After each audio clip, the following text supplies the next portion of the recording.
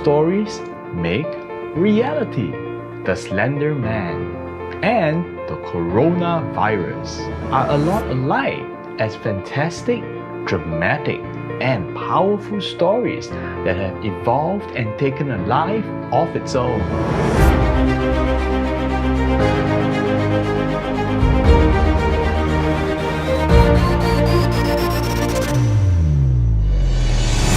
According to the Oxford Dictionary, a story can mean one of these few things: an account of imaginary or real people or events told for entertainment, a report on an item of news, a piece of gossip or rumor, a false statement, or a lie. Since young, we are naturally drawn to drama. Either we turn facts into fantasy, or if we are lacking facts, we turn to our imagination. And when enough people believe in that imagination, it becomes reality. Now, though other animals also get curious, but they only react to stimuli. But as human beings, we can both react and create because we have the power of language. And it is through language that is both spoken and heard that we experience emotions, inspiration, fear, which results directly into actions that impact the real world. It doesn't matter whether the origin is real or made up.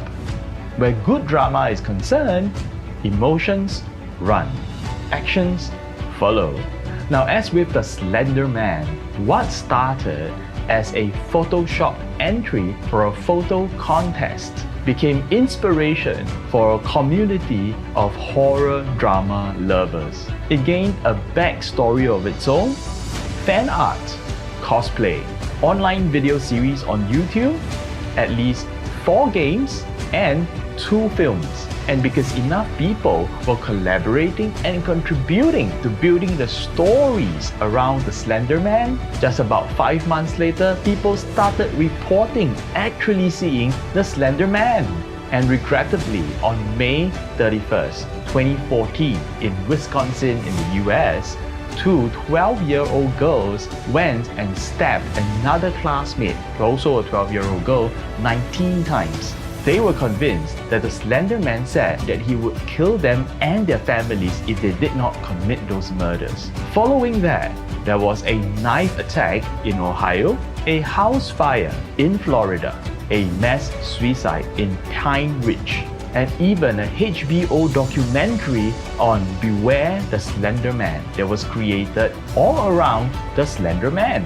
Now, as with the coronavirus, which is very popular today, what started as a dozen cases of pneumonia virus infection in a street market in a province in China, it has now gained a name.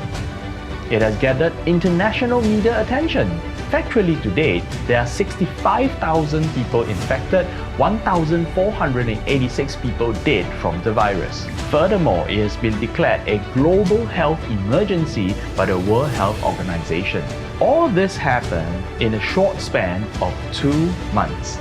And what's more interesting to note is that right now on Instagram, there are 546,000 posts under the hashtag coronavirus, and over 1.3 billion results if you search on Google for coronavirus. Also, I think you would have noticed by now the amount of fake news surfacing around the coronavirus every day, the scams that have surfaced which capitalize on the coronavirus, and the overall panic and disruption caused by the whole incident. And you want to get that most of this emotion and action is caused and propagated by people who are not infected. Now, with the Slender Man and the coronavirus, it matters not that one was based off imagination and the other was based off facts.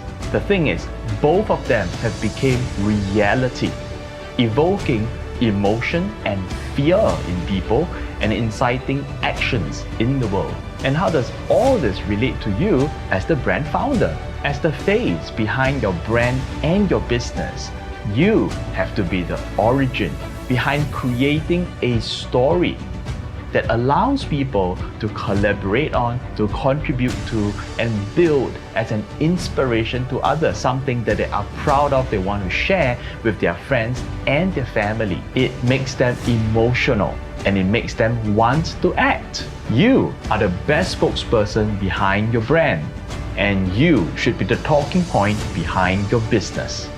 So share with us in the comments below, what emotion does your brand and business evoke in people? Reply and tag someone in the comments below who you think they need some help with building their story. As always, don't forget to like, follow and subscribe for more useful content like this, and I'll see you on the next video.